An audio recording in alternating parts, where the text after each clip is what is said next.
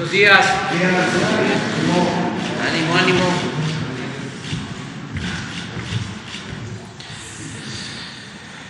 Bueno, pues vamos a informar. Hoy tenemos tres asuntos importantes. Lo primero es lo de el apoyo a damnificados por el terremoto en Turquía, en Siria, y el apoyo para apagar el fuego que está afectando en Chile.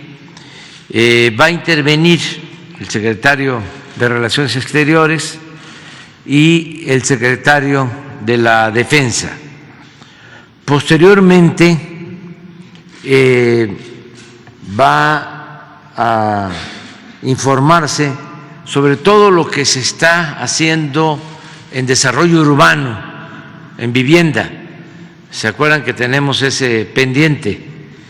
Y al final, Pablo Gómez va a informar sobre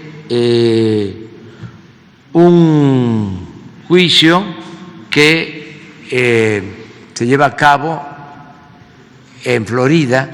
Ya hemos hablado de este asunto, en donde el Estado mexicano está reclamando bienes que presuntamente se adquirieron con dinero ilícito del pueblo de México.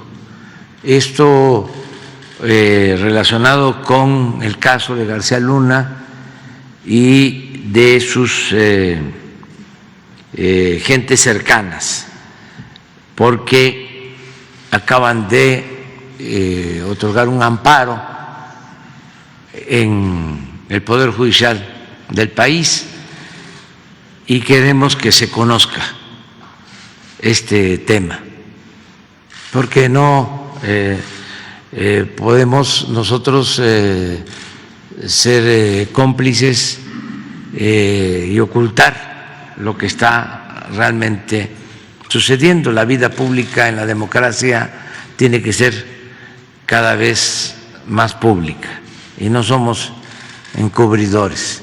Entonces, vamos a comenzar, si les parece, con el secretario de Relaciones Exteriores, luego el general secretario de la Defensa, y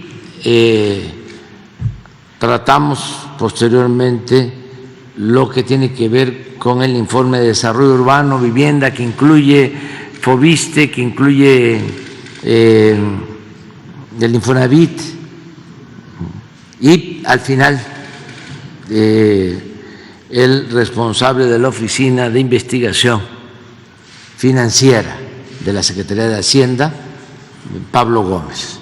Muy bien. Sí. Con su permiso, señor presidente, bueno, informar que ya están en el punto los equipos. Vamos tengo también un informe breve que me llegó ahorita, es un video de 1 minuto. Bueno, son las imágenes que nos están llegando.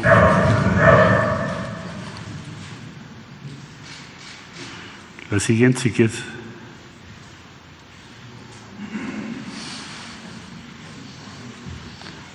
Sí, es una devastación considerable. Ya está ahí el equipo mexicano ahorita.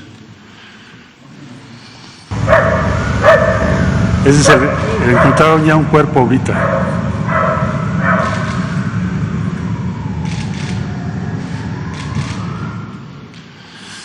Son los binomios que ya están trabajando. Y tenemos un video muy corto de Bernardo Aguilar, que ya están ahí en el punto, que es el reporte que le pedí. Desgraciadamente encontramos ese sin vida, pero bueno, ya estamos ahí trabajando y ya tenemos el reporte de lo que nos asignaron. Este es lo que están viendo en este momento el equipo de México allá. Son 70 edificios en los que han sido comisionados.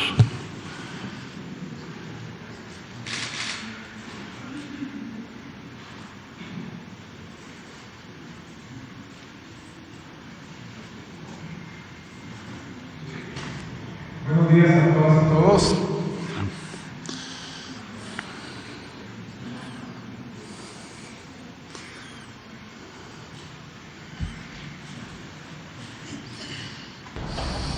Buenos días a todas y todos.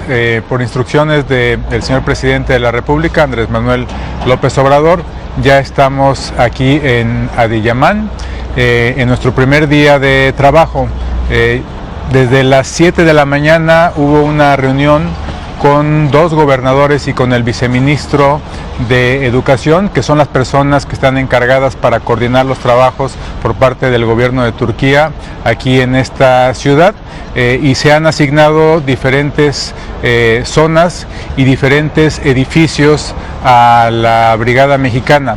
Son 70 edificios los que se han asignado y desde esa hora empezaron a trabajar en varios de ellos. Tanto las brigadas de Cruz Roja como de Sedena y de la Secretaría de Marina, con los binomios caninos, han estado trabajando en la localización de personas. Hay un lugar donde ya se localizó un cuerpo lamentablemente sin vida. Aquí muy cerca de donde nos encontramos también se localizaron 2 cuerpos, desafortunadamente también sin vida, pero también es importante hacer esos rescates. Entonces estamos trabajando en diferentes puntos de la ciudad, vamos avanzando, todos los equipos están trabajando de manera intensiva, la ciudad está pues prácticamente colapsada, hay cientos de edificios que lamentablemente han caído y un gran porcentaje de los que están en pie están dañados. Entonces la ayuda humanitaria, la ayuda de rescate y salvamento que está prestando México es muy importante. Sería lo sustantivo. Bernardo Aguilar, director general de Europa de la Secretaría de Relaciones Exteriores, es parte del equipo con la Secretaría de la Defensa Nacional, la Secretaría de Marina y la Cruz Roja. Pero nos acaba de llegar el reporte y ya ahí tenemos, estas son las imágenes, ya están ahí trabajando. Para el caso de Siria, precisar que tenemos ya contacto, desde luego, desde hace ya más de un día y medio, con el gobierno de Siria, quien nos indicó que se va a recibir la ayuda por conducto o participación de la Organización de las Naciones Unidas. Entonces estamos coordinándonos para ese propósito. El señor presidente, pues ese sería el informe, ya están trabajando ya.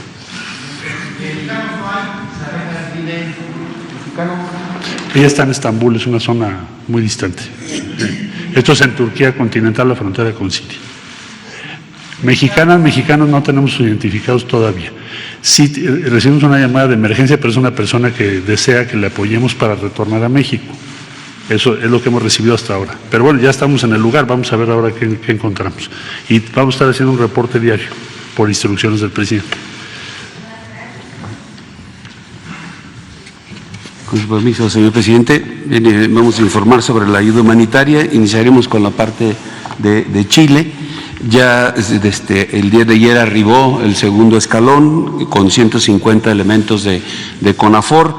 Ya en conjunto tenemos ya los 300 elementos que se constituyeron allá en Chile en 10 brigadas que van a atender cada una de ellas 3 comunas. Aquí vemos en el mapa aquí una actuando en la región de Biobío, principalmente en las comunas de Yumbel, Florida y Santa Juana, y la otra en la región de Araucanía, en Purén, Lautaro y Butaco. Están realizando una actividad importante. Fue necesario a ese segundo escalón también tener un primer contacto con la Corporación Nacional Forestal de Chile para coordinar las áreas de donde iban a trabajar y la forma de estar haciendo fluir la información del comportamiento de este incendio. Aquí vemos en la siguiente lámina lo que han realizado: 141 hectáreas sofocadas del incendio, 47 kilómetros de guardarrayas, 154 viviendas aisladas, 210 kilómetros de reconocimientos en el área. En lo que tiene de afectación Chile, es de lo que está en el lado izquierdo: 26 fallecidos, 2.180 lesionados, 1.180 viviendas dañadas, 293.000 hectáreas consumidas. El personal que está trabajando, los 300 elementos, las 10 brigadas, están teniendo una actividad pues de riesgo, pero se está privilegiando la seguridad. Hay aspectos que tienen que estar cuidando. Primeramente, pues hay intensos cambios de vientos. Es verano allá, aunque la temperatura está entre 32 y 34, 34 grados centígrados, lo más peligroso son estos cambios repentinos de vientos. Pero bueno, están con la coordinación ahí con las autoridades chilenas. Aquí son imágenes de lo que es el arribo de este segundo escalón, y la siguiente lámina son imágenes de las actividades de sofocación de incendios. En la parte de Turquía, bien, el personal fue trasladado en 6 autobuses a la ciudad de Adiyaman, Turquía. Ahí es donde fue asignada el área de operaciones. Como ya se mencionó, 70 edificios colapsados donde ya está realizando actividades nuestro personal de esta ayuda humanitaria. Aquí vemos adelante unas fotografías del traslado y de su presencia ahí en Adiyaman. También, bueno, primeramente el Gobierno de México privilegió lo que fue la ayuda humanitaria, de ahí que se movió personal de la Secretaría de Marina, de Cruz Roja, de Defensa, de Relaciones Exteriores, para tener ese equipo importante que ayudara a la población. Pero bueno, ahorita estamos en una segunda etapa de la organización de ayuda de víveres que se harán llegar a Turquía. El gobierno federal, el gobierno de México, va a adquirir estos alimentos, y tenemos el ofrecimiento de la empresa Ozone Cargo con una aeronave Airbus 330. Esta aeronave tiene una capacidad de 50 toneladas y bueno, la empresa tiene experiencia en vuelos intercontinentales, y eso nos va a permitir poder pues llevar a la ejecución esta segunda fase del Gobierno de México. El espacio donde se va, o el centro de acopio que se va a establecer por parte del Gobierno federal, será en la base aérea militar número 1 en Santa Lucía, Estado de México, para que si hay ciudadanos que quieran participar, la sociedad que quiera participar en proporcionar algunos alimentos, pues ahí los estaremos recibiendo. Será el único centro que se establecerá para poder recibir esas donaciones.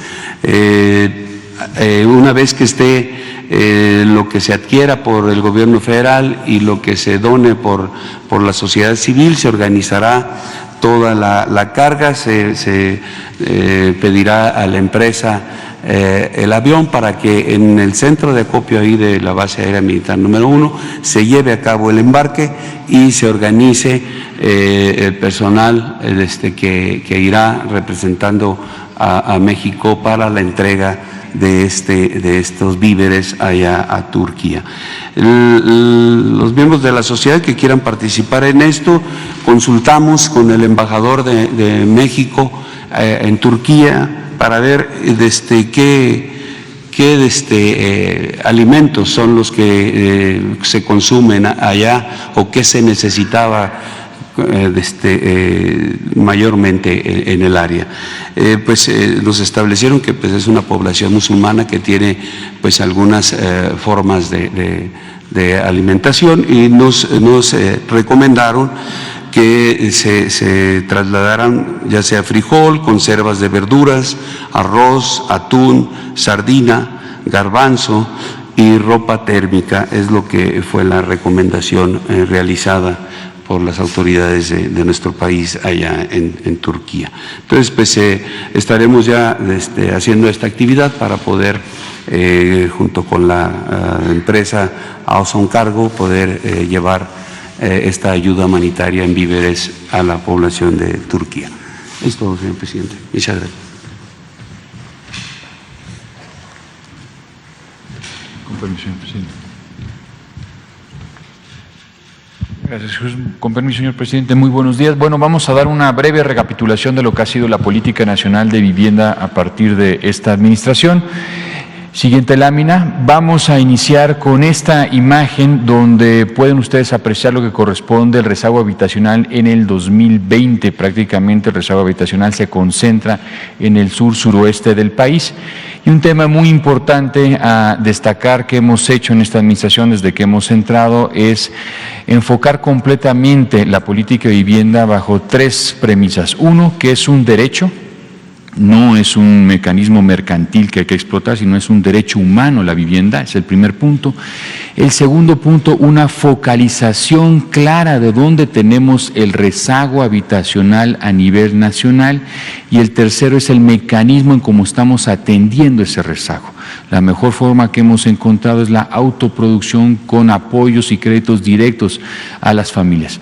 Aquí tenemos lo que corresponde una gráfica por parte de la administración de Infonavit en 2017, donde claramente se puede notar los municipios, los estados con mayor rezago habitacional, Chiapas, Tabasco, Oaxaca, los estados del sur recibían el menor número de apoyos o créditos a nivel nacional. En este caso, en Infonavit son créditos. Entonces, es un claro ejemplo de cómo había una distorsión entre la oferta y la demanda de necesidades de soluciones habitacionales a nivel nacional.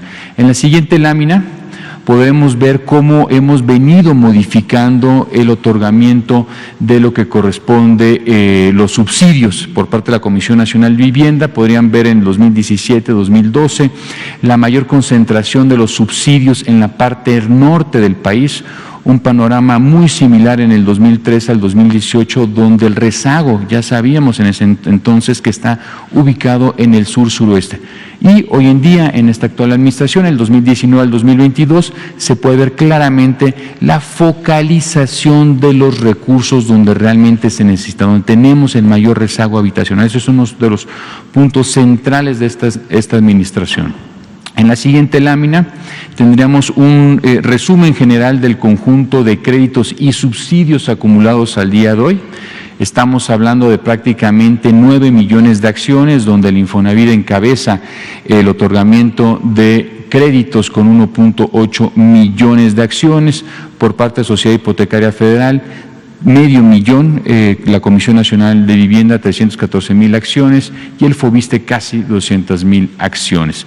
Esto es muy importante señalar porque hemos podido reducir el rezago habitacional entre el 2018 y en el 2020, son datos del INEGI que hemos recopilado en la Comisión Nacional de Vivienda. Hemos podido reducir el rezago habitacional de 9.5 a 8.5. Habrá que esperar los nuevos datos por parte del INEGI en este año y ver dónde estamos situados. La tendencia es a la baja. Es un tema muy importante porque esto no se había visto en los últimos 20 años. La disminución del rezago, vuelvo a reiterar, viendo la vivienda como un derecho. Segundo punto, focalizando las acciones claramente en regiones donde tenemos ese rezago. Y el tercero es que la mayor parte de estos apoyos, en comparación de cómo se venía haciendo en otras administraciones, se centran en acciones de autoproducción. Es un elemento muy importante, la focalización y la autoproducción. Sin más, le cedo la palabra a la subsecretaria Edna Vega.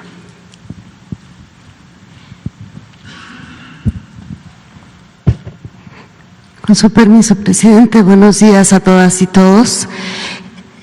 Continuando con la presentación del secretario Román Meyer, y aunque ya lo habíamos hecho en una mañanera anterior, insistir en la importancia que tiene el otorgamiento de subsidios y apoyos. Antes esto se dispersaba a través de distintas instituciones y no necesariamente llegaba a las personas que más lo requieren. A partir de esta administración, todo el otorgamiento de apoyos, subsidios a la vivienda se focalizó de manera directa a través de la Comisión Nacional de Vivienda en distintos programas. Como vemos en esta lámina, en total, durante 4 años se otorgaron 314,605 apoyos, que representaron 25,898 millones de pesos, y efectivamente se concentraron en la zona sur-sureste del país. Lo que vemos en el norte tuvo que ver con el programa de apoyo a las ciudades fronterizas y también en ciudades turísticas durante 2019. Entonces se han atendido en 32 entidades, 1,133 municipios, lo cual es un dato muy importante. ¿A través de qué programas? El programa Por una Mejor Vivienda, que explicamos, se cerró el programa emergente de vivienda y este año continúa a través de este esquema. 168,725 apoyos, que consisten en una aportación de 35,000 pesos para mejoramiento, 80,000 pesos para ampliación, de manera directa a la gente, y que ellos deciden qué hacer con su vivienda. La verdad es que los resultados han sido muy favorables, la confianza en la gente y que ellos lo desarrollan ha sido un elemento fundamental, sin ningún tipo de intermediarios, de ninguna características. El siguiente programa es el Programa Nacional para la Reconstrucción. A través de él, 60,750 apoyos en las entidades afectadas. Este año concluye este programa. Y el programa de vivienda social, que a diferencia del primero, consiste en que incorpora el elemento de una asistencia técnica, porque son viviendas nuevas que requieren que si haya un asistente que los ayude a la gente a una construcción segura. Esa es la diferencia.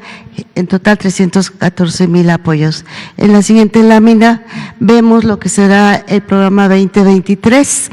De estas tres vertientes de los programas, 2,382 apoyos en reconstrucción, con esto cerramos, 8,017 subsidios para vivienda a través de vivienda social en 43 municipios y 10 entidades. En esta vertiente se atenderán los proyectos prioritarios y la atención a la situación de riesgo en distintas zonas, por ejemplo, Guerrero, Colima, Michoacán, que tienen afectaciones por sismo, será a través de este programa con estos subsidios. Y Por una Mejor Vivienda, con 56,112 apoyos, 2,000 millones de pesos en 144 municipios y 23 entidades del país. Con todas estos datos, podemos concluir que de 2019 a 2023 serán más de 381,000 apoyos y se beneficiará a 1,5 millones de personas. Muchas gracias.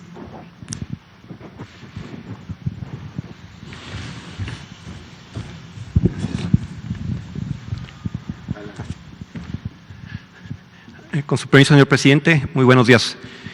Pues dar una repasada general de qué hemos venido haciendo en Foviste, informarles acerca del cierre del programa de crédito 2022, el cual cerró con 48,728 créditos otorgados, una derrama económica de 42,597 millones de pesos. Para el 2023 estamos esperando un rango de financiamientos entre 59,000 y 70,274, una derrama económica esperada de 55,511 millones de pesos. Quiero destacar como algo importante que, si bien ya lo hemos informado a finales del año pasado, se aprobó por nuestros órganos de gobierno la inscripción continua. Por primera vez en los 50 años de Foviste, el otorgamiento de créditos no será a través de sorteos ni de puntajes. El momento en el que el acreditado, el derechohabiente, quiera acercarse con nosotros, podrá ejercer su crédito. Y también alineados con la Política Nacional de Vivienda, y como lo informaba el secretario Meyer, en el programa de crédito 2023 contempla entre 2.100 y 2.800 créditos para autoproducción y además 15,000 acciones para mejoramientos de vivienda. Eso para ayudar a acabar contra el rezago habitacional que existe. La siguiente, por favor. Una cosa muy importante que nos instruyó el señor presidente ya hace aproximadamente unos 7 meses y que se trabajó de manera coordinada primero con el mismo director general del ISSSTE, con la Consejería Jurídica, con la Secretaría de Hacienda. Es una serie de cambios legales a la ley del ISSSTE que traigan muchos importantes beneficios a nuestros derechohabientes y acreditados. Menciono los 4 principales. También por primera vez se estarían otorgando créditos en pesos. Hoy en día los créditos se otorgan, como ustedes lo saben, tomando en cuenta la unidad de medida de actualización, la UMA, y ahora pues van a poder ser en pesos una vez que eso se apruebe. El monto del crédito y los pagos mensuales se podrán determinar tomando en cuenta el salario básico del trabajador. Hoy en día solamente se toma en cuenta el salario básico y la idea será que al aprobar esto, a decisión del propio derechohabiente, pueda hacerse no solo el sueldo básico, sino el sueldo básico más las compensaciones a las que tenga derecho. Eso también dará una mayor capacidad de crédito y la amortización de este crédito también será de una manera un poco más suave y amable. Lo de inscripción continua que ya mencionamos, queremos que también quede como una cuestión de ley. Y como punto 4, que es importante, tenemos un número de acreditados que salen del sector y ellos, pues al quedarse sin un empleo, pues se les deteriora el crédito rápidamente. Entonces, con esto podremos hacer una serie de reestructuras para poderlos apoyar a ellos. Y también, para trabajadores en activo que por alguna cuestión económica el descuento de la nómina no sea suficiente, poder hacerles una reestructura para que también puedan ellos cubrir su pago. Y como último punto, la siguiente lámina, por favor, también por instrucciones del señor presidente, hemos trabajado en una serie de medidas o soluciones para problemas con créditos emproblemados. El de liquidación de 10, en el cual se condona el 10% restante de cuando alguien ya pagó el 90% del crédito. Liquidación anticipada con descuentos del 5 y 10%, en el cual cuando son créditos jóvenes, si quieren liquidar, se les hace un descuento del 5%. Un crédito que tenga ya más de 10 años, se les puede otorgar un descuento hasta del 10%. Liquidación de créditos 30-60, en especial para atender población vulnerable, adultos mayores. Entonces, cuando acreditados tengan más de 60 años, se hayan pagado más de 2 veces el monto del crédito que se les otorgó, se les podrá hacer una liquidación.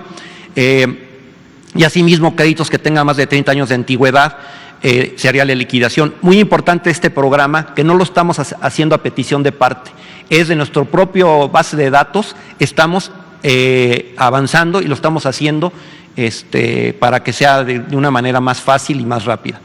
Reestructura total de liquidación, créditos deteriorados por crisis económicas, se podría dar un descuento hasta de un 34% del saldo pendiente de pago. Un programa que estamos apenas iniciando desde noviembre del año pasado, Soluciona la Medida, lo estamos haciendo en especial con el grupo de expolicías de la extinta Policía Federal, en el cual estamos platicando con ellos y viendo uno por uno cuál es su capacidad real de pago, y en base a eso se está haciendo una reestructura para poderlos ayudar. Y también anunciamos hace unos días, por instrucciones también del señor presidente, y él nos hizo favor de aprobarlo, como decíamos nosotros, los créditos que tenemos, nuestra cartera está en la unidad de medida de actualización, la UMA. Entonces el FOBISSSTE estaría absorbiendo el 11.5% del aumento que se dio en la UMA para, en vez del 7.82, quedar en un 6.92, y estaría esto costando 4,000 millones de pesos que se dejarían de recibir, pero estamos garantizando que, si bien este año, el 2022, se dieron 117,000 millones de pesos como rendimiento a las cuentas de los ahorradores, los que no tienen un crédito hipotecario, el estimado de 119,000 millones que tendríamos que dar en el 2023 está garantizado, entonces podemos destinar los 4,000 millones. Sería todo, muchas gracias.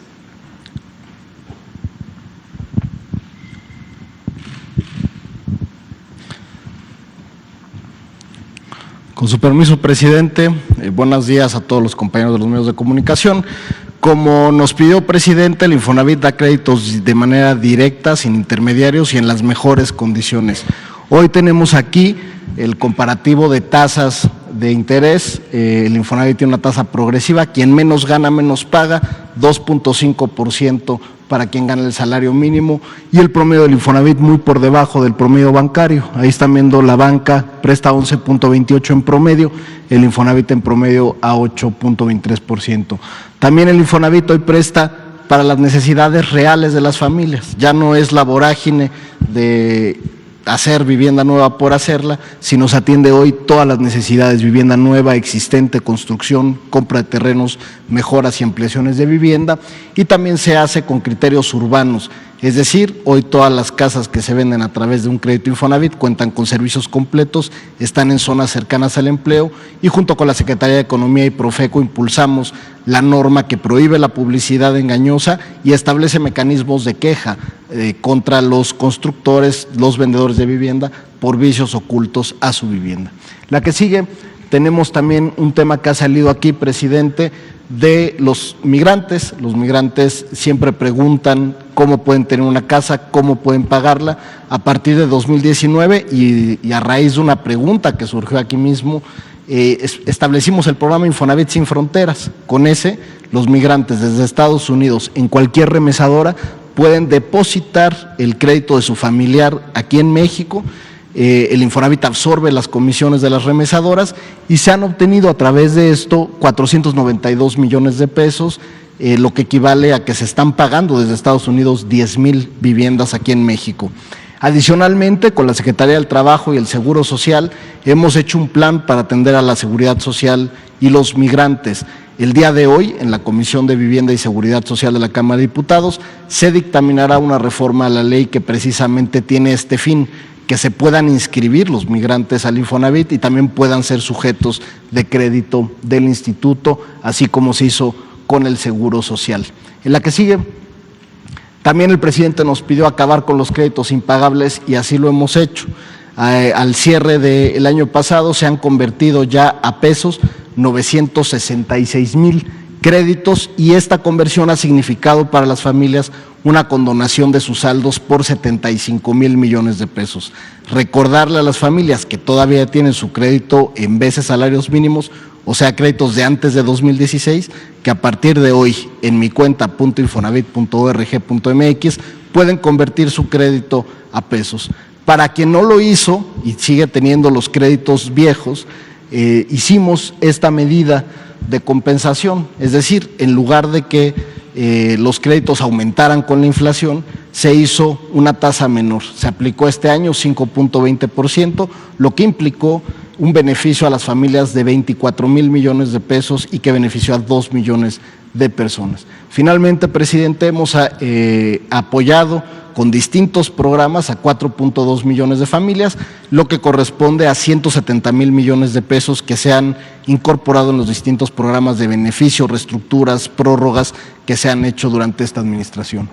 La que sigue, tenemos el pago a los ahorradores. Cada año el Consejo de Administración, formado por sindicatos, empresarios y el gobierno, decide cuánto remunerar a quienes no han sacado un crédito.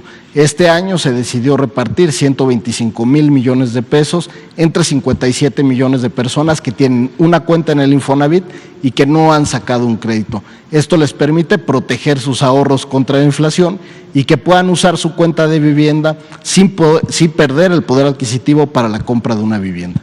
La que sigue, finalmente, presidente, otro de los temas que han salido aquí, se han recuperado en el plan de recuperación de vivienda abandonada 24,400 viviendas en lo que va de la administración. Ha sido un programa que implica sobre todo enfrentar juicios que se habían iniciado en administraciones anteriores, sanear la vivienda, escriturar la vivienda y poder dotarla a través de los programas a las personas que menos ganan y que más lo necesitan. Estamos trabajando ya en 254 municipios y esto ha implicado también cancelar las subastas de cartera, cancelar los juicios masivos, que eran procesos que no permitían al acreditado, tener alguna opción, una reestructura, un apoyo que les permitiera mantener su patrimonio. Se cancelaron eso desde 2018 por instrucción del presidente, y hoy se trabaja en procesos de saneamiento y escrituración directa.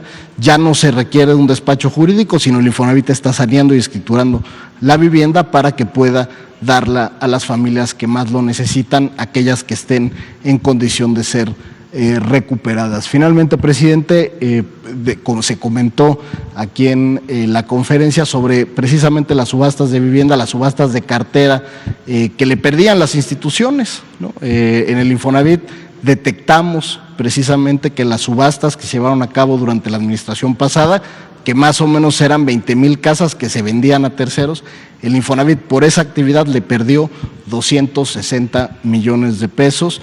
Era una actividad que, si bien parecía o tenía toda la apariencia de ser lícita, pues era un daño a un fondo que es de los trabajadores y que se perdía por esta actividad. Y lo mismo pasaba, presidente, recordaba usted el FOBAPROA. En el FOBAPROA el gobierno mexicano adquirió las carteras crediticias de la banca privada, y una vez que las atrajo el gobierno, hizo ventas y subastas de esos bienes, y de acuerdo con información del IPAB, que es el Instituto de Protección al Ahorro, solo se recuperó el 30% de cada una de esas carteras, ¿no? O sea, 30 centavos por cada peso de lo que valían esas carteras. Sería todo, presidente, y haría un video. En México, más de 8 millones de viviendas se encuentran en condición de rezago. Esta problemática se concentra principalmente en el sur-sureste del país. Durante las últimas décadas, resultado de la visión neoliberal y mercantilista, se construyeron en masa cientos de fraccionamientos alejados de las ciudades. El resultado fue un abandono masivo de viviendas, dejando de lado la esperanza y los recursos de la gente. Desde el inicio de esta administración, la Política Nacional de Vivienda tomó una visión social, mejorando y ampliando el tipo de apoyos y créditos para las familias. Después vinieron y ya tomaron medidas y que fotos, y nos dijeron que iban a tumbar la casita y todo, y con la sorpresa de que nos iban a hacer una casa por completo. Al día de hoy, alrededor de 3 millones de familias han recibido algún apoyo o crédito por parte de los organismos nacionales de vivienda, y casi 1 millón de viviendas han dejado de estar en rezago, lo que representa la disminución más importante en 20 años. Estas acciones representan una inversión social superior al billón de pesos para garantizar el derecho de las familias mexicanas a una vivienda adecuada. Estaba muy contenta porque imagínense una casa nueva y de agrado. El Infonavit también ha mejorado sus condiciones crediticias, lo que ha permitido que más de 4 millones de familias con préstamos de administraciones anteriores hayan podido disminuir o pagar completamente sus saldos. Estamos trabajando para reducir las desigualdades en el territorio y que cada vez más familias tengan su propia vivienda.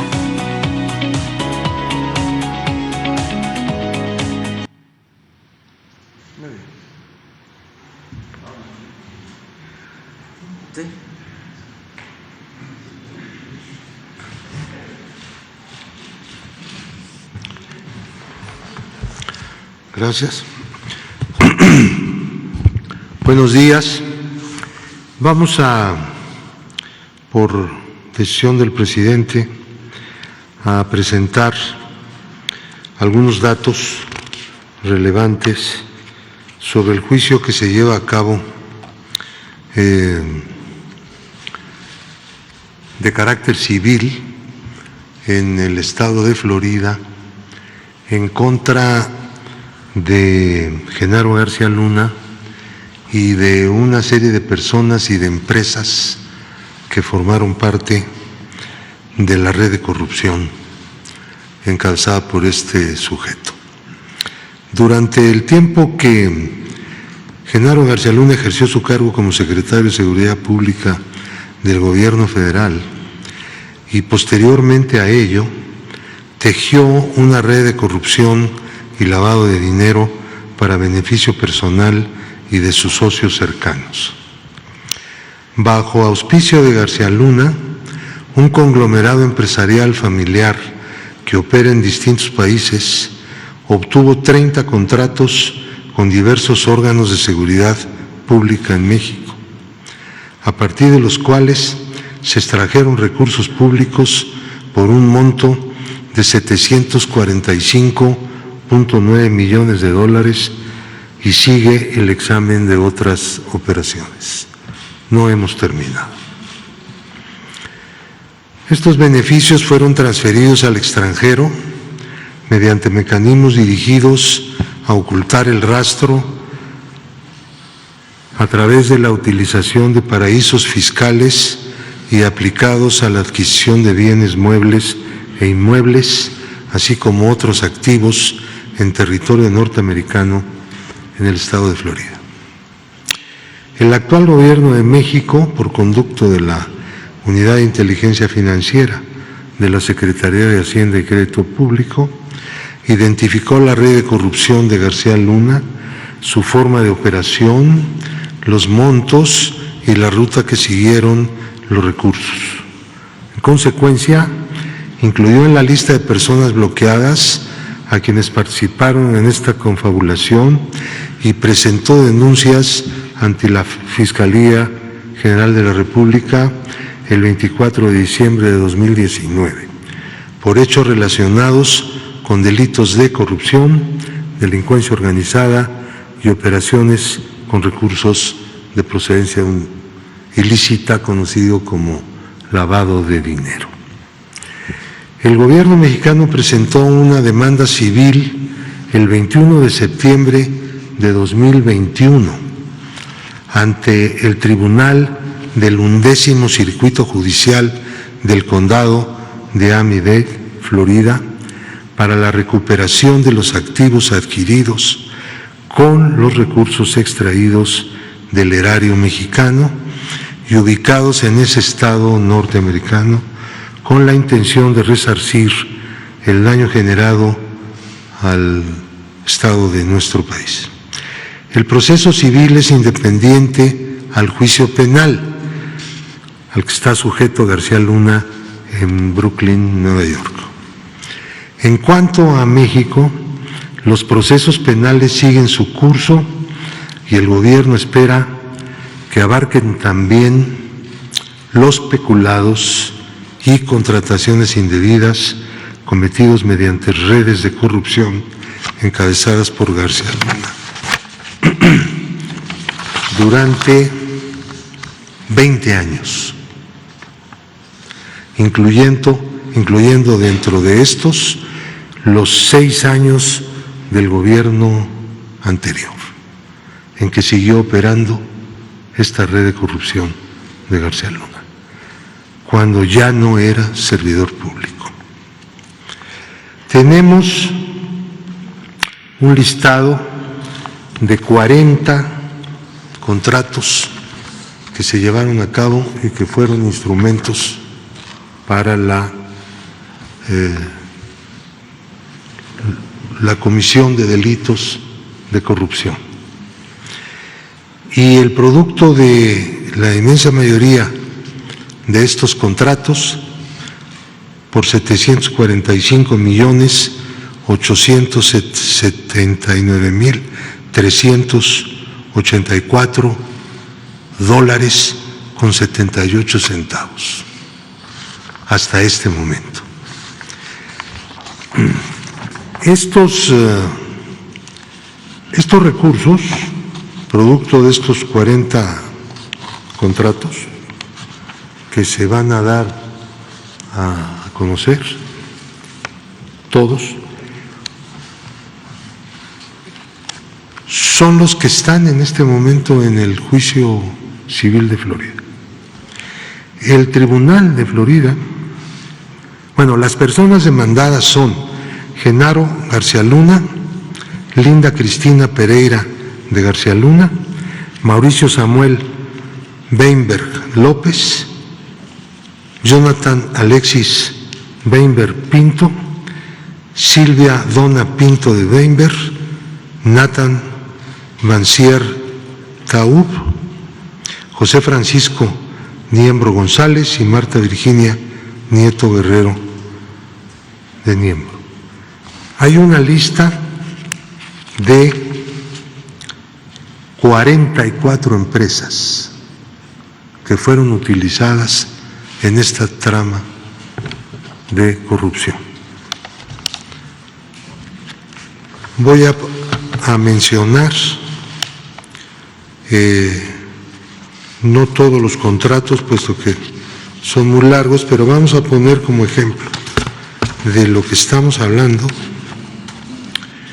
el uso que se le dio a estos recursos por parte del grupo empresarial que tiene su sede en los Estados Unidos y que fue organizado por García Luna para llevar a cabo todas estas contrataciones que resultaron ser ilícitas durante el tiempo que este individuo fue servidor público y durante los 6 años posteriores. En total 20 años, como ya se señaló. Cosas como estas, ¿no? Propiedades aseguradas judicialmente en el procedimiento civil contra la red de corrupción presuntamente encabezada por García Luna. El comprador Península CAS, un valor de mercado aproximado de este inmueble de $768,381. Península Más adquirió 807,741 tiene el valor aproximado de este inmueble. Jan Ocean, 1,180,800, estamos hablando de puros dólares, aquí no hay pesos. Jan Ocean, por un valor aproximado actual de 1,134,000.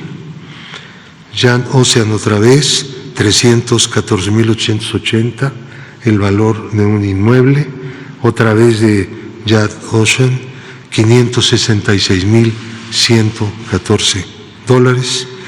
Jane Ocean, 557,688.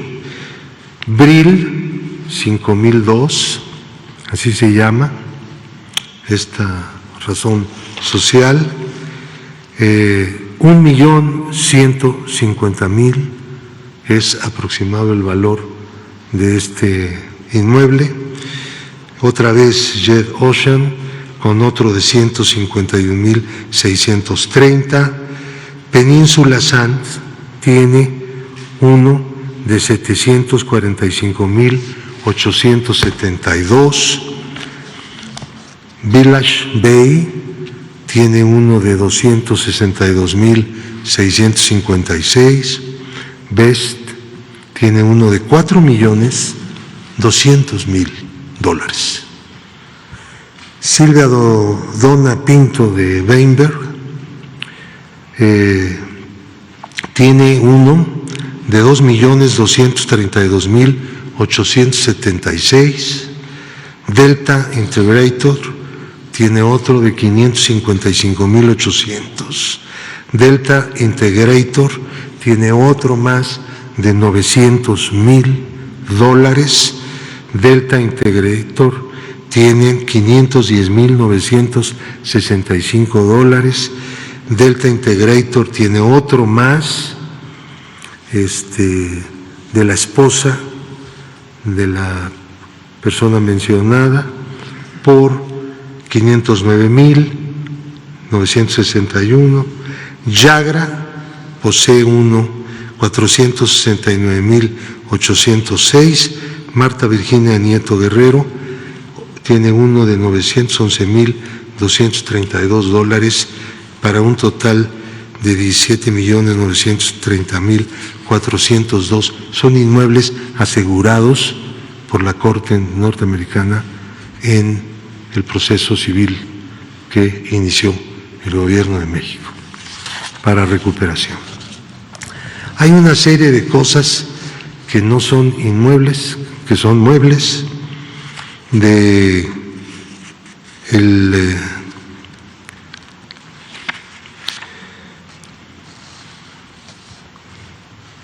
que son por 21,7 725.419 que fueron vendidos antes de la iniciación del juicio, pero que de todas maneras forman parte del juicio para ser recuperados. Hay una serie de vehículos que llaman mucho la atención, que fueron comprados con este dinero defraudado al pueblo de México a través de esta trama de corrupción que operó, como por ejemplo un Fiat 500 de 2013, un Rolls Royce 2013, un Ferrari F430, un GMC Terrain de 2006, un Ferrari California 2017, un Maserati Levante 2017, un Jeep Limited Rubicon, un Audi 4, un Lamborghini. Están ustedes viendo del lado izquierdo el nombre que aparece como propietario y todos están en la trama, todas las personas. Un Jeep Grand Cherokee, un Cadillac Escalade Premium 2015, un Mini Cooper, un Toyota 2015, un Honda Element, un remolque, un Smart, otro Lamborghini Huracán, un Tesla, un Mercedes-Benz de 2005, un Land Rover de 2018, un Toyota Camry, un Sea Ray, un Mercedes-Benz 2011, un Bentley convertible Continental, una embarcación Scout de 2014, un Fiat Cabriolet, un Mazda, un Ford Mustang 1970 de colección, un Mercury Montego 75 también, un Ford Mustang también de colección 1967, otro del año 69, otro del año 70, otro más del año 70, una Harley Davidson 2007, otra más del 2009, un Ford Mustang 1970, un Ford Mustang de 1968, también de colección, un Mercedes-Benz 2012, otro Mercedes-Benz 2010, un Jaguar sedán 2011 y una motocicleta. Esta lista es una lista todavía parcial, es producto de una serie de investigaciones completamente comprobadas que se han realizado, porque con el dinero que se robaban compraban cosas con el propósito de mantener el dinero en situación de lavado. Todos los que intervinieron en esta trama.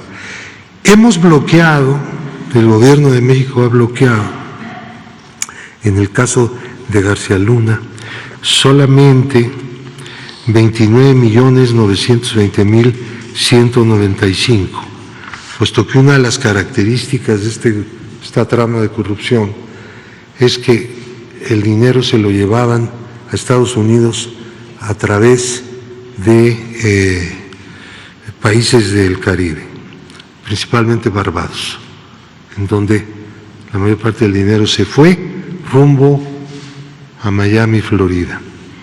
Entonces ellos no tenían recursos en el sistema financiero mexicano, sino que usaron el sistema financiero para sacar los recursos que cobraban en los contratos que García Luna promovía que se hicieran con dependencias públicas de México. Se llegó incluso al extremo de que al gobierno de la Ciudad de México le cobraron una cantidad relevante por un reconocimiento de adeudo de un contrato que nunca fue firmado y que no existió, jamás. Esto también ha sido denunciado y las autoridades de la ciudad están muy interesadas, están dando seguimiento a esto, porque es tiene un origen en el presupuesto local y la unidad de inteligencia financiera ha dado toda la asistencia y toda la información al gobierno de México.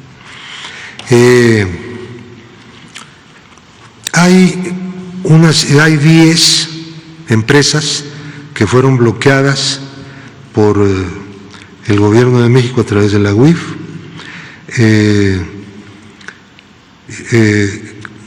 cuyo monto bloqueado solamente fue de 4,5 millones de pesos.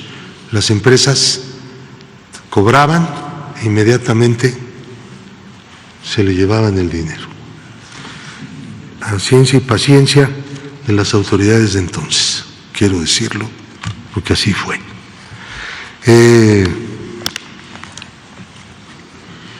También hay en lo individual una serie de personas que han sido bloqueadas, están en la lista de personas bloqueadas en relación con esta trama de corrupción, pero también por montos, pues algunos millones de pesos, pero no en los niveles de lo que fue hurtado a México. Ahora bien, quiero dejar este asunto en esto. Estamos esperando que se resuelva un recurso que presentaron los abogados de los demandados, de García Luna y demás personas y empresas, con el propósito de que ya se inicie el juicio, se integre el jurado y pues se hará todo el esfuerzo con el propósito de recuperar el dinero de lo que se nos despojó como país y como pueblo. Ahora, en esto, ya pasando a un tema vinculado con esto que acabo de mencionar, el señor Luis Cárdenas Palomino ha recibido del Quinto Tribunal Colegiado en Materia Administrativa del Primer Circuito la protección y el amparo de la justicia de la Unión.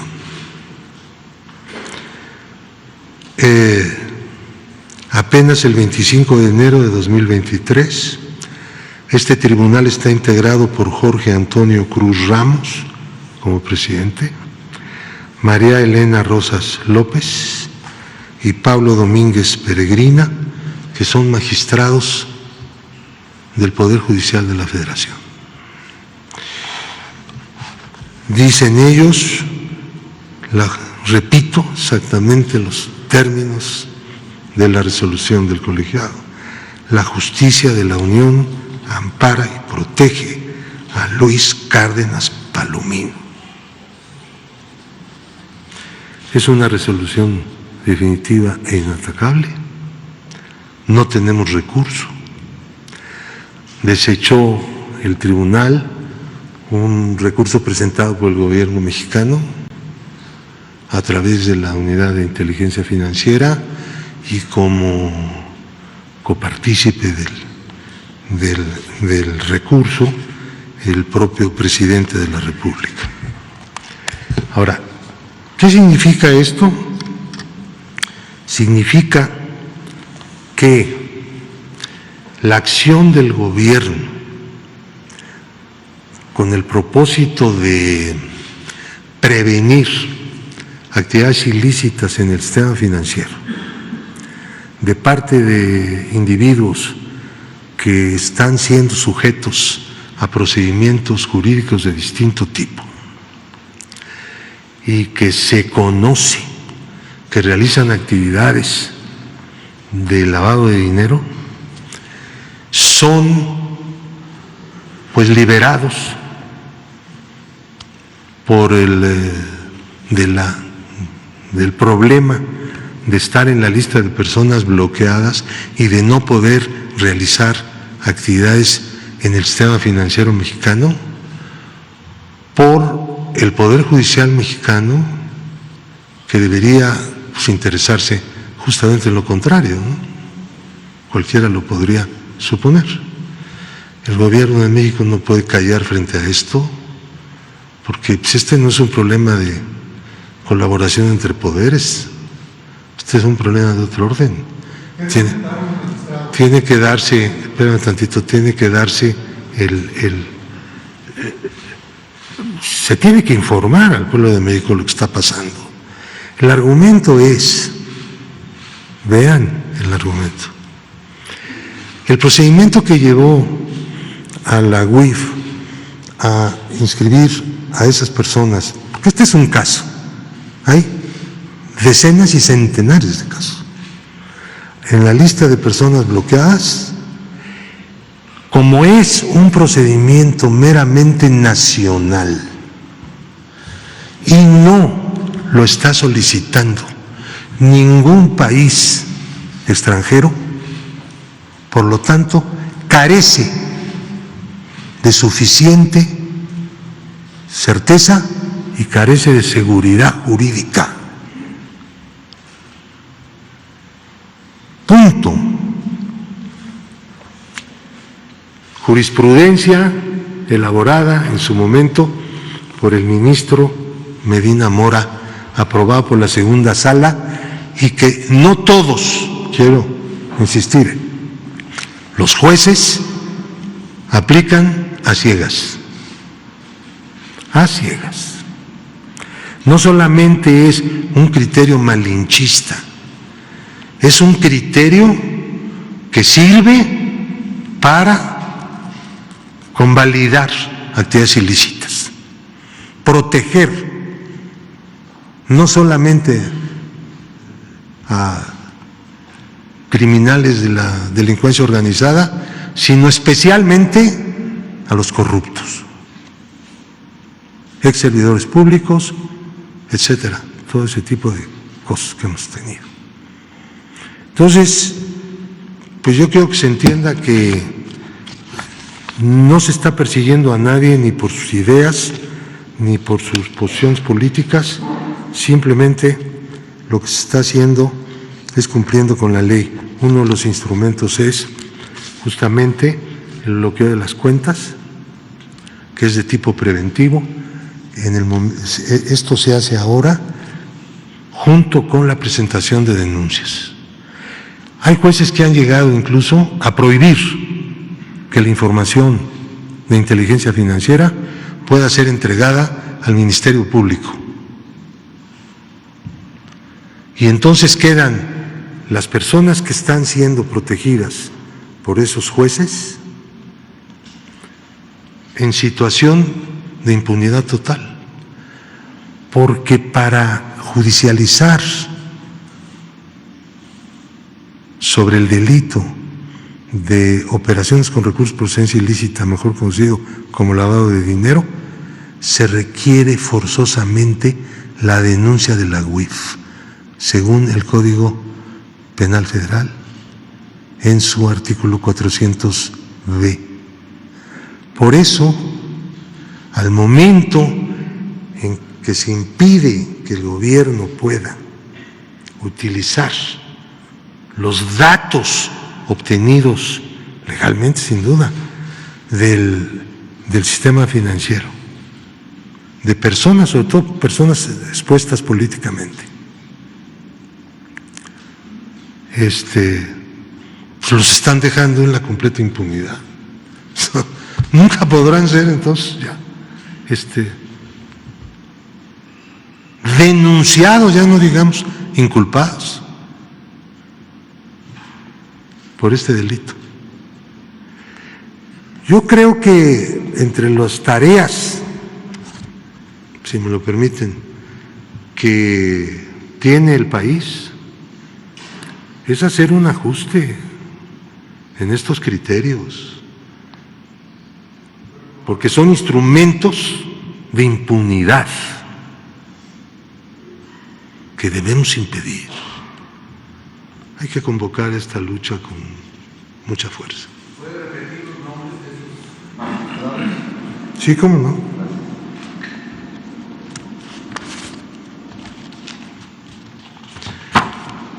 Estamos hablando del quinto tribunal colegiado en materia administrativa del primer circuito. El presidente es Jorge Antonio Cruz Ramos y los integrantes son magistrada María Elena Rosas López y el magistrado Pablo Domínguez Peregrina. El acuerdo se tomó por unanimidad. Nadie puso en cuestión la aplicación de un criterio completamente, quiero decirlo, antinacional e inconstitucional.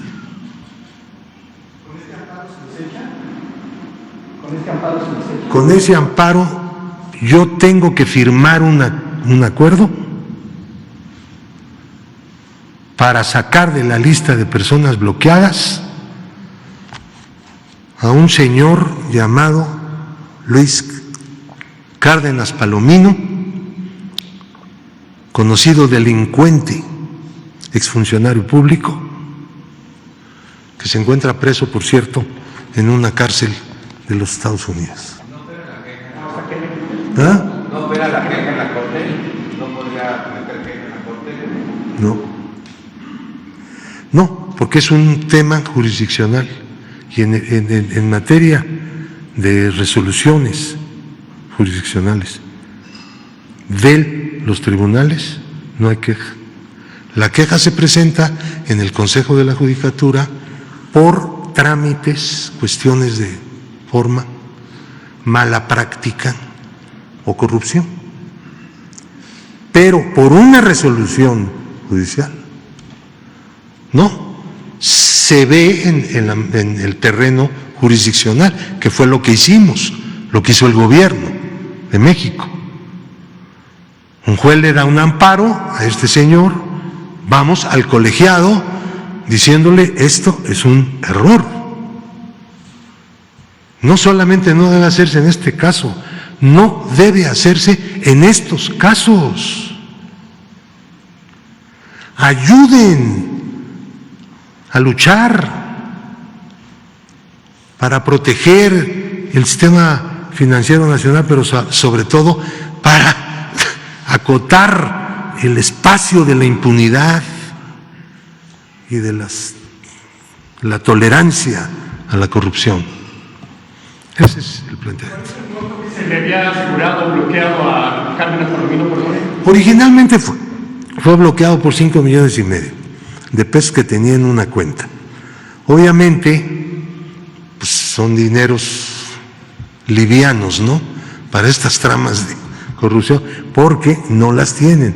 Pero estar en la lista de personas bloqueadas no solamente quiere decir que sus cuentas concretas han sido bloqueadas, sino que no tiene ya acceso al sistema financiero. No puede cobrar un cheque, ¿entienden? No puede comprar valores, no puede comprar moneda extranjera. Queda, la unidad de inteligencia financiera no bloquea cuentas. Las cuentas quedan bloqueadas como consecuencia de que las personas son bloqueadas. Ingresan a lo que se llama lista de personas bloqueadas, para que no hagan uso del sistema financiero mexicano para realizar actividades ilícitas. Porque es muy sencillo usar, sobre todo en una economía tan abierta como la mexicana. Estos recibían el dinero y en el momento en que recibían los pagos estas empresas, en ese momento se iba el dinero a Barbados. Ahí se quedaba en un banco, en una cuenta de ellos, y luego veían la manera de irlo mandando a Miami. Y luego en Miami veían la manera de comprar cosas, casas, hemos hablado de eso, de Lamborghinis, etcétera.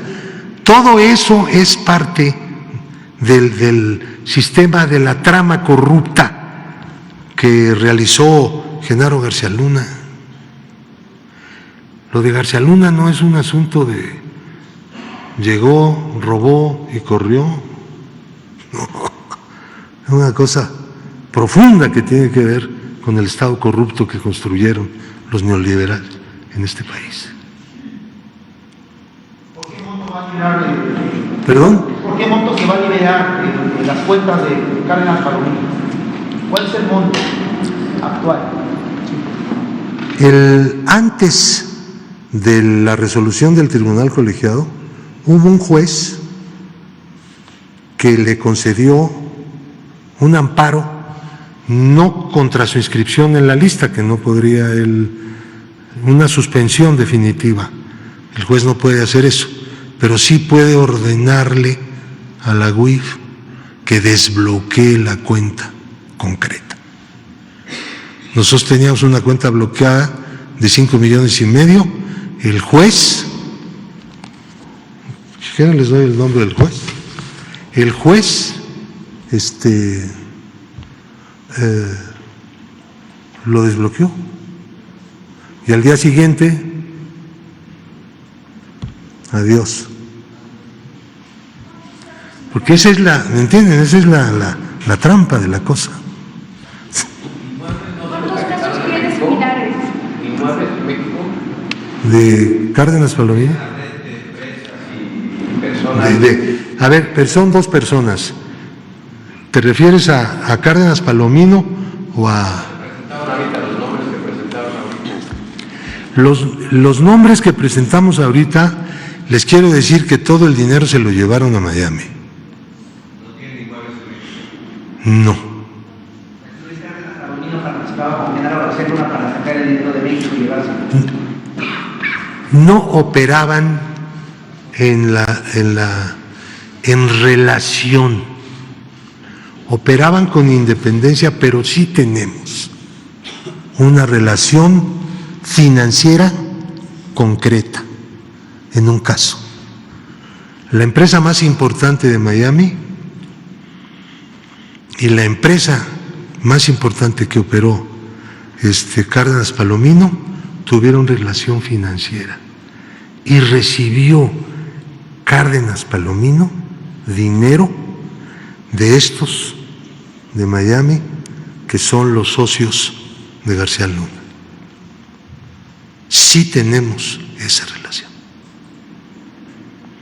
documentada, pues hasta el centavo, porque los productos de inteligencia no pueden ser de sensibilidad, ¿no? Tienen que ser hasta el centavo. Tanto se movió esto, ahí la matemática es lo que funciona. ¿Cuántas casas se le han encontrado en el extranjero o en México? A Luis Cárdenas Palomino no hemos hecho una investigación de propiedades de este individuo en los Estados Unidos, pero yo creo que es necesario analizar la posibilidad de hacerlo, porque el asunto es harto complicado. En el caso de García Luna se pudo por el conducto que tomaron para llegar a Miami, el que él se fue allá y el que este conglomerado empresarial del que estamos hablando de Miami le dio abiertamente una transferencia de $10 millones a García Luna. Y entonces en ese momento pudimos agarrar la mano y decir, ya, te caché. Ese fue el elemento más importante para abrir el proceso civil y reclamar todos los bienes.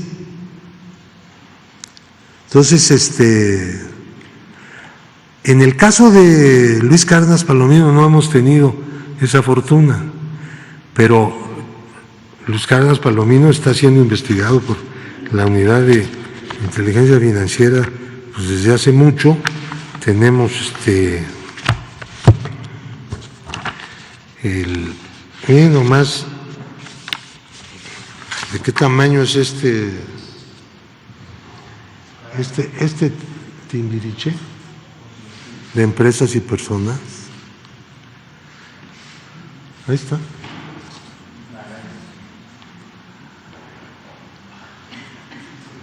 Jesús, no lo muestres mucho porque resulta que los buscadores de información, porque hay buscadores profesionales, piden a través de transparencia al instituto que cosas como estas que de repente aquí aparecen las entreguemos. Y la verdad es que esto no lo podemos entregar porque como es un producto de inteligencia, es un esquema, entonces las personas interesadas en conocer cómo se trabaja en la inteligencia financiera, pues estas cosas les dan muchos pistas, ¿entienden? Y entonces, pero el instituto no comparte porque no, ese instituto que tenemos ahora de transparencia no es consciente de la importancia que tiene en este país y en cualquier otro la inteligencia financiera y la reserva de cierto tipo de datos y de estructuras de indagatoria, etcétera, etcétera. No comparten eso. ¿Quién sabe por qué? No. ¿Cómo? La demanda civil, ¿cuánto es el monto total? El monto son 700, vamos a dar, ¿no? 700.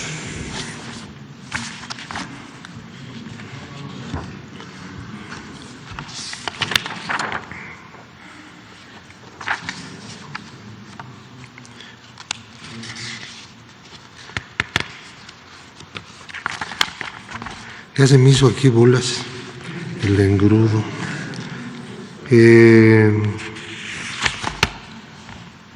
745.879.384 dólares 78 centavos.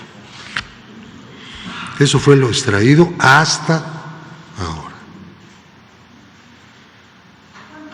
Similares al de Cárdenas Palomino tiene la UIF y por dónde se tendrían que comenzar a hacer los ajustes, señor Gómez. ¿Ajustes? ¿Los ajustes quién los tendría que hacer? ¿El Congreso, el Poder Judicial? El Congreso ha apoyado y va a seguir apoyando. Yo espero que este periodo de sesiones, yo ya conversé, me reuní con la senadora Olga Sánchez Cordero, que es la presidenta de la Comisión de Justicia. Hay un dictamen para elevar la calidad de la inteligencia financiera, como nos lo está pidiendo el Grupo de Acción Financiera que se llama GAFI, que es una entidad normativa internacional de la cual nosotros formamos parte. Pero ya antes el Congreso dio un apoyo fuerte en la reforma de la Ley de Instituciones de Crédito y yo espero que siga apoyando, pero eso no va a funcionar mientras no haya un cambio de actitud en el Poder Judicial. Es la verdad. Sinceramente lo digo. Nosotros no tratamos de molestar absolutamente a nadie, ni hacer campañas de nada. Simplemente es lo que vemos todos los días. ¿Cuántas personas salvan la situación? Porque un juez sencillamente le da la palomazo y vámonos. Se acaba de hacer una reforma del Poder Judicial. No, pero no va a fondo la reforma esa. Pues el fondo, lo que hay que reformar es la mentalidad, la conducta y alejar de intereses extraños a los que están ahí. Digo porque a mí no se me ocurre una cosa que no sea una reforma de esas reformas de las personas y de las relaciones entre ellas, ¿no? Sí, porque entonces se olvidan de la justicia. Es que hay una jurisprudencia que dice, quién sabe qué, bueno, no todos la están aplicando igual. Pero con el presidente ya no van a hacer. ¿Con quién? Con el presidente. Con la jurisprudencia. Con la reforma que establece el presidente y con el presidente, con ese ya todos los jueces federales y estatales tienen que actuar igual. No, porque, a ver, el Congreso no emite jurisprudencia. Son leyes. El Congreso lo autorizó el presidente. Entonces eso va a ser... No, el Congreso nunca ha autorizado la jurisprudencia de la Corte. Es el presidente, y al establecer el presidente, obliga, cuando esto se emite por mayoría, tanto por el Pleno como por las salas, obliga a todos los jueces. Entonces, una decisión injusta que se tome va a ser obligatorio por ley para todos los jueces de todo el país, y además obliga a que se emita ante el Poder Judicial, ¿verdad?, un informe para que cambie la ley. La Corte es un superpoder, hace lo que le da su gana. Miren, no estamos hablando solo de la Corte, vamos poniendo los pies en la tierra. A ver, no, estamos hablando de los jueces, de los magistrados y de las juezas y las magistradas, pero no estamos hablando de todos, porque me consta que hay jueces y magistrados que le echan ganas y apoyan. Un juez apoya, se van a revisión a un colegiado y ahí le dan palo, porque ahí predominan otros criterios. Hay un asunto que explica, mientras buscas el nombre del juez, hay un asunto que Pablo puede explicar, puede exponer bien.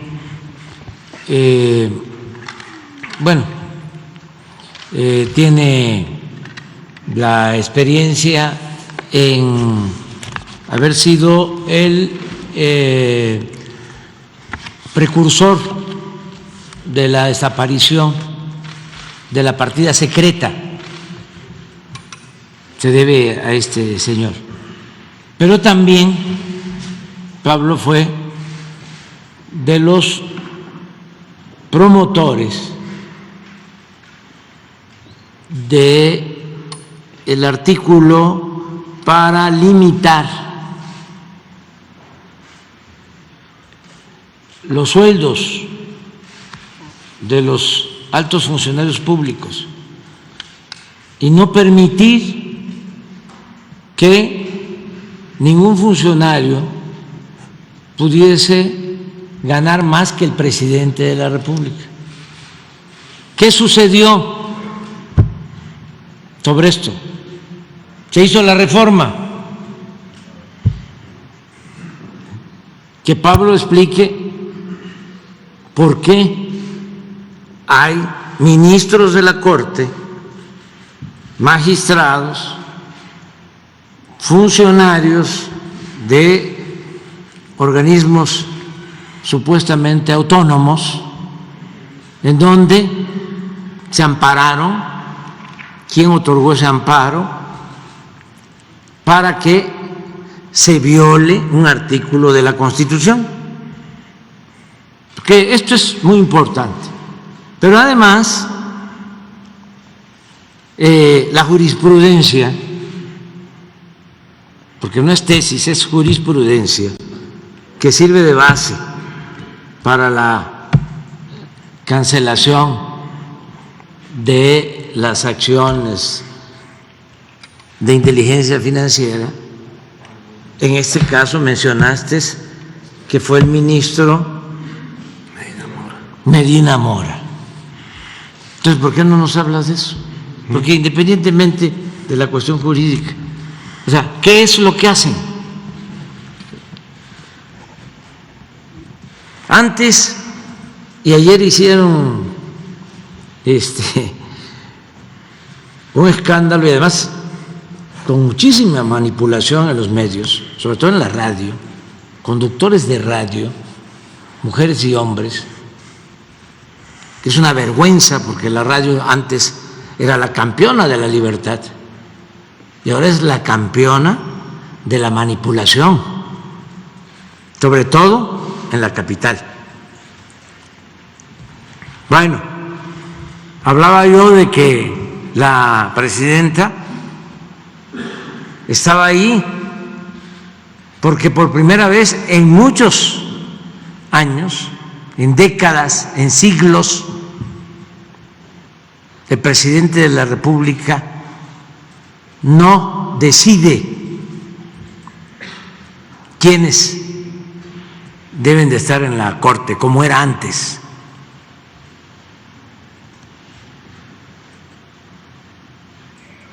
Me van a contestar los formalistas de que la ley establece el mecanismo de que el presidente envía 3 propuestas al Senado y es el Senado de la República el que decide quién va a estar. Eso es pura simulación, porque esa terna ya llevaba, así era antes, dedicatoria.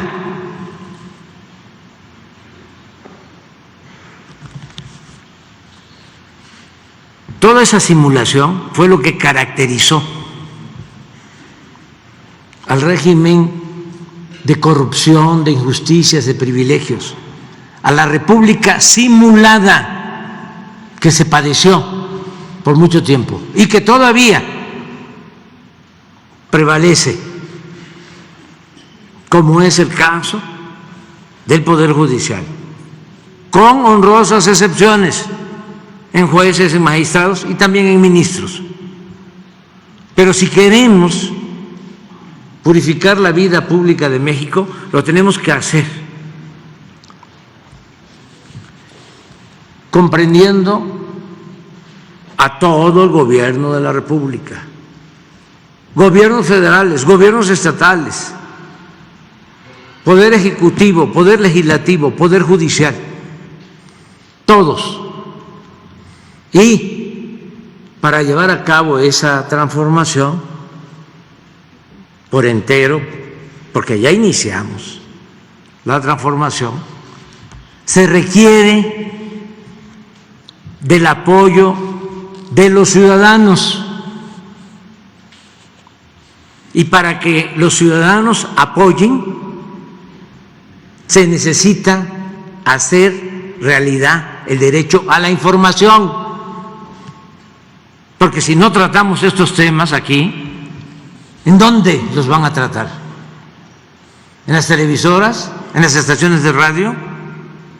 ¿En los periódicos que de manera vergonzosa han guardado silencio en este juicio en Nueva York?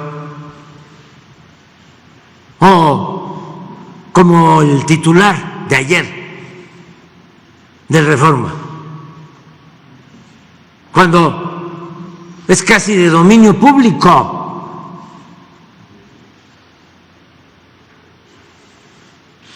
La asociación delictuosa que prevalecía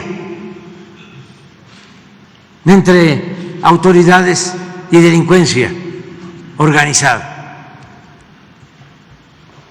Y todavía se atreve el Reforma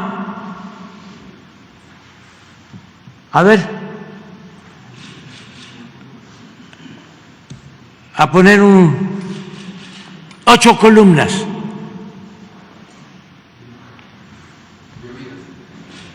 Implican a Calderón, pero de oídas. Y por cierto, hoy, ¿cuáles son las 8 columnas? Es que esto nos da una idea de cómo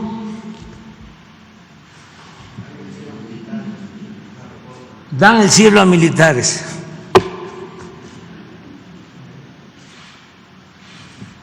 ¿Se volvió usted ya ángel, general?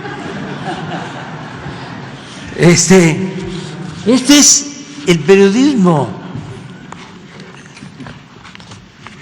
Vendido, alquilado, al servicio de la oligarquía que se dedicó a saquear a México y que se sentían los dueños del país y que quieren regresar. Y son los que traen la campaña en contra de nuestro gobierno que busca la transformación. Pero afortunadamente la gente está apoyando, pero tenemos que estar informando y por eso estamos aquí. Cuando me informa Pablo del amparo a este señor, ayer mismo le hablé, le digo, esto no puede quedarse oculto. Esto no es un trámite burocrático más. Esto es una afrenta a la justicia, a el movimiento que busca acabar con la corrupción y con la impunidad. Y estas batallas las vamos a seguir dando todos los días, porque nada ha dañado más a México que la deshonestidad de sus gobernantes. Y eso es lo que ha dado al traste con todo. Esa es la causa principal de la desigualdad social, de la desigualdad económica, de la violencia, de los males que padecemos. Por eso no hay tregua en el combate a la corrupción, en el combate a la impunidad. La transformación es enfrentar la decadencia con un cambio verdadero. Con esta introducción, ¿por qué no platicas lo de los sueldos? Porque es interesante. Y lo que quieras, además. Gracias. Bueno, brevemente los temas que el presidente ha puesto aquí. Ustedes saben que la partida secreta hace un par de años o algo así fue eliminada por fin de la Constitución. Costó trabajo, había que tomar las decisiones en ambas cámaras por 2/3 y nos tardamos más de 2 años insistiendo en que ya había que quitar eso, sobre todo para ajustar cuentas con la historia y decir no más el abuso, la utilización de recursos públicos para propósitos personales. Y ya, no existe. Ahora, el asunto del 127 constitucional. Ustedes saben que hace 10 años o más se modificó la Constitución por acuerdo de todos los partidos para poder regular las remuneraciones de los servidores públicos. Y uno de los elementos que se consideró adecuado introducir fue que ningún servidor público del Estado Nacional Mexicano, no estaba hablando del gobierno federal o de un poder o del otro, no, el Estado mexicano, estamos hablando del artículo 127 de la Constitución Política de los Estados Unidos Mexicanos. Ningún servidor público puede ganar más que lo que es asignado en el presupuesto al presidente de la República. Entonces, les voy a contar el chiste, porque es un chiste, de de lo del Instituto Nacional Electoral. Ellos ganan más que el presidente, pero no solo los consejeros. Hay 400 en el INE que ganan más que el presidente. 400. Entonces, no tienen escapatoria. Hay incluso una nueva ley de remuneraciones, es concluyente, no hay resquicio. Van en un recurso a la Corte los del Instituto Nacional Electoral, pidiendo que no se aplique el presupuesto federal en lo que toca a los sueldos en el INE. Nada más. La Corte admite, y en lugar de hacerle caso a la Cámara de Diputados, que es la emisora del presupuesto, de que por favor no fuera a dar una suspensión, porque no acepta la ley suspensiones contra normas de carácter general, el presupuesto lo es. Le dan la suspensión. No se aplica el presupuesto en materia de sueldos para el Instituto Nacional Electoral. Entonces ellos deciden seguir ganando lo que quieren. Pero el asunto no se resuelve en el fondo, lo dejan pasar el tiempo en la Corte. Llega un momento en que ya nada de eso funciona. ¿Por qué? Porque el presupuesto ya se acabó, ya dejó de funcionar. Viene el nuevo año, un nuevo presupuesto y lo mismo. Lo impugnan, se les da la suspensión. Es un juego, ¿no? Pero es un chiste, porque es de carcajada. Y nunca han resuelto el fondo. Nunca se ha pronunciado la Corte. ¿Por qué hace esto la mayoría en la Corte?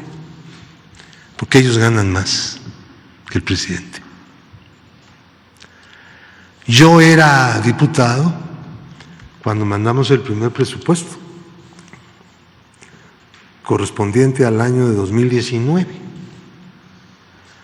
Ahí, aplicando lo que dice un transitorio de la Constitución, la Cámara resolvió respetar el sueldo histórico de los ministros que habían estado en funciones desde antes de que entrara en vigor la reforma del 127 constitucional, para no tocar su sueldo. Los que ingresaron después, pues ya tenían que tener el sueldo de acuerdo con el 127 constitucional. A ver, la Constitución puede declararse a sí misma vigente, pase lo que pase, ¿no? O sea, es retroactiva. Si la Constitución no fuera retroactiva, no se hubiera podido hacer el reparto agrario, no se hubiera podido expropiar los bienes de las empresas petroleras, así no se hubiera podido hacer nada, ¿no? Hubiera quedado todo como en el porfiriato. Pero no, sí es retroactiva. Pero aquí en este caso se convino en el Congreso que expresamente no se hiciera retroactiva. Bien, una consideración para los ministros. Pero han abusado. Ya de esos ya creo que nada más hay uno. Ya los demás ya están fuera de este término. Siguen ganando más, ellos deciden lo que ganan. No es correcto que nadie en el país que sea, por más poder que tenga, decida cuánto va a ganar. No es correcto. Es algo ofensivo contra la República. No un asunto de grillas. No importa tanto lo que se están embolsando. Lo que importa es que esa arrogancia de autoasignación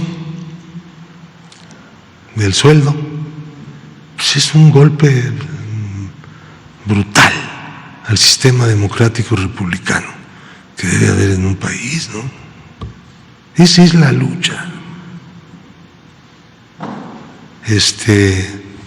El otro asunto. No es un amparo, es una controversia. Se presentó como INE. Sí, como INE. Los consejeros decidieron presentarla. Y luego algunos dicen que ellos no cobran tanto, que porque lo que cobran, una parte la regalan. Bueno, entonces sí cobran tanto, ¿no? Pues cada quien hace, sí, yo regalo mi sueldo. No deja de ser mi sueldo. Hago con él lo que quiero. Entonces ellos dicen, no, yo no gano tanto, yo lo regalo. Bueno, pues, ¿quién sabe qué regalará? Termino, presidente, con el asunto de Medina Mora. Sí. Último. Va. Este también es algo dramático, tragicómico.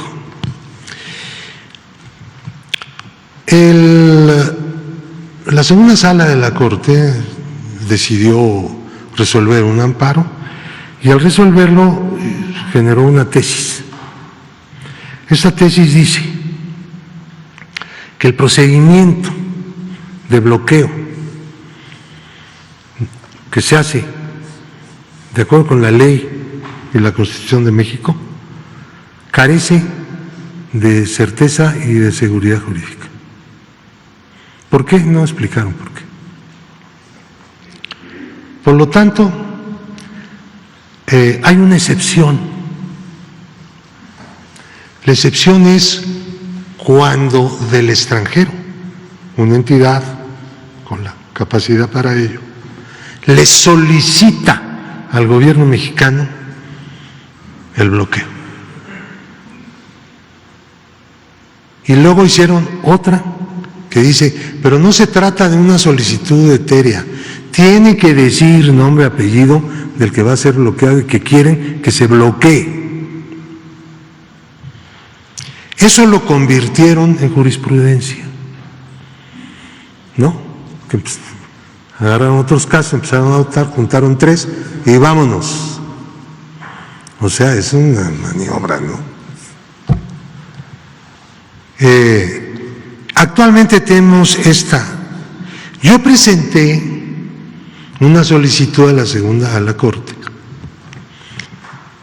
para que un amparo se atrajera desde el colegiado donde está en revisión, como amparo en revisión fuera a la Corte. Es un procedimiento frecuente que existe y lo puede hacer cualquiera. Yo lo hice siempre y cuando, claro, un miembro del consistorio, o sea, un miembro de la Corte, apoye.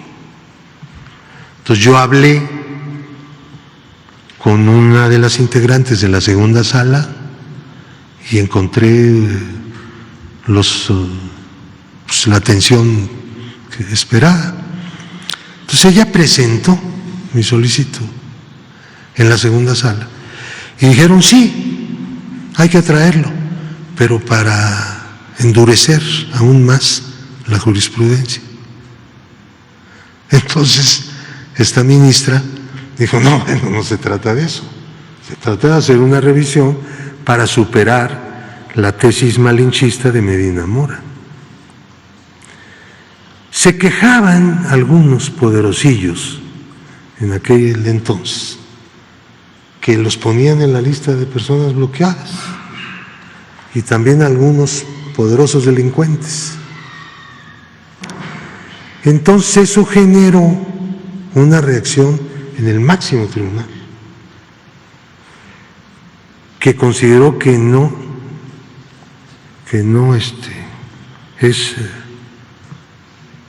garantiza seguridad ni confiabilidad el procedimiento de bloqueo. Entonces Medina Mora redactó, él pues, fue el ponente. Este es el problema que tenemos.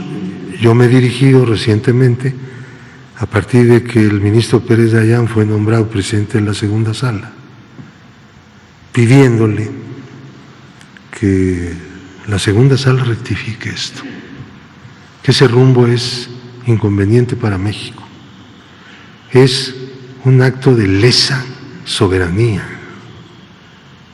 es someter la soberanía al dictado de una agencia extranjera. Y yo, pues en el tiempo que llevo en la UIF, desde luego ustedes comprenderán que nunca le he pedido a ningún gobierno, nunca le he pedido al FBI ni a la DEA un papelito, ¿no? No, porque pues eso es someternos no a ellos, someternos a ellos por decisión de nuestra propia Corte. Yo no admito que la Corte pueda hacer eso. El gobierno mexicano no puede estar de acuerdo. Y bueno, pues así que está la cosa. Y tengo la promesa de que va a haber un nuevo examen de que cada quien, porque no han atraído ningún asunto en revisión que está en los colegiados para aprovechar ese amparo en revisión atraído por la segunda sala para poder dictar una corrección a esa jurisprudencia. Hay que dictar una nueva. Punto. Dejar atrás la que está vigente y construir la nueva jurisprudencia, así como hicieron la construcción de la que está actual. Y pues apoyen, por favor. Vamos a la marcha de la lealtad. Estuvo bastante interesante esta conferencia porque tenemos muchos temas y todavía nos faltan muchísimos días de conferencia. Vamos a ver el reporte último del capítulo, porque el Reforma ya está en los cielos, ¿no?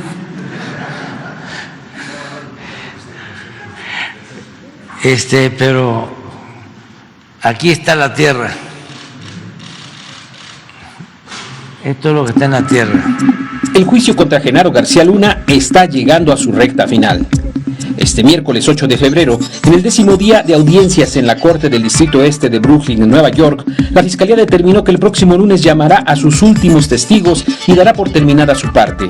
Se espera que en ese día presenten a un testigo significativo. Mientras tanto, la defensa está analizando seriamente si García Luna declarará en el juicio. En caso de hacerlo, el juez dio la orden de que la defensa debe avisar a la Fiscalía a más tardar el próximo lunes en la mañana y el testimonio se llevará a cabo el martes. En caso de que García Luna no testifique, podrían empezar los argumentos de cierre de ambas partes el jueves de la próxima semana. Durante la audiencia, se concluyó el testimonio de Marlene Tarantino, funcionaria del Servicio de Ciudadanía e Inmigración de los Estados Unidos, quien fue la encargada de revisar la solicitud de Genaro García Luna para naturalizarse como ciudadano estadounidense.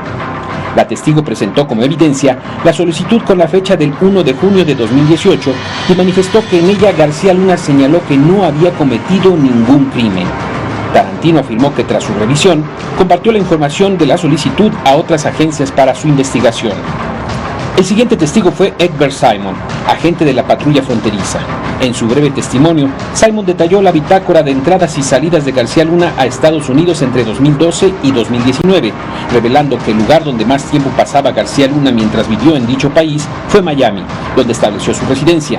y que el país que más visitaba era México. La Fiscalía luego llamó a Iván Carrera, agente de la DEA, quien declaró haber sido uno de los 5 agentes que arrestaron a García Luna en Dallas, Texas, el 9 de diciembre de 2019. Carrera manifestó que tras la detención y al momento de llevar a cabo el interrogatorio, la videocámara no funcionó pese a intentarlo por varios minutos, por lo que procedieron a realizar los cuestionamientos sin grabar. Aclaró que García Luna aceptó rendir su testimonio sin ser grabado. El testigo afirmó que cuando le preguntó a García Luna si tenía nexos con el narcotráfico, en específico con los Beltrán, este negó tener alguna relación con los Beltrán Leiva y dijo que él los combatía, no los ayudaba. Además señaló no conocer a Iván Reyes.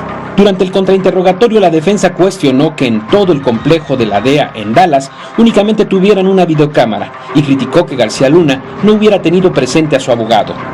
En respuesta, la Fiscalía volvió a señalar que García Luna había aceptado participar en el interrogatorio sin ser grabado, lo cual quedó plasmado en el acta. El próximo testigo de la Fiscalía fue George Dietz, agente especial del Departamento de Justicia de Estados Unidos, Distrito Este de Brooklyn, Nueva York.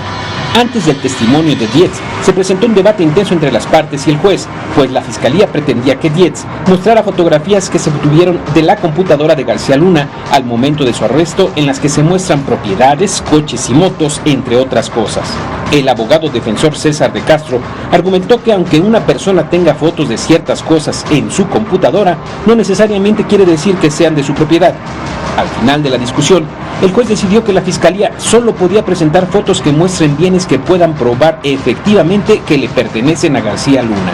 La Fiscalía procedió a presentar fotografías de la llamada Casa Blanca de García Luna en Cuernavaca.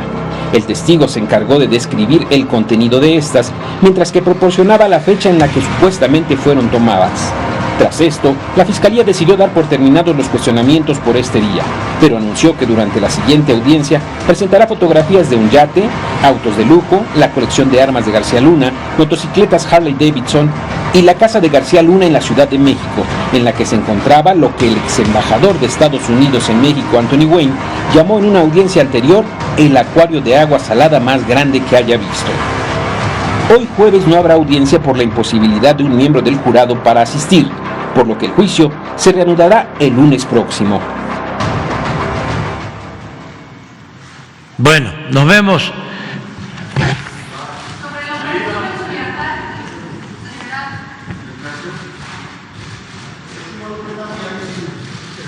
Después de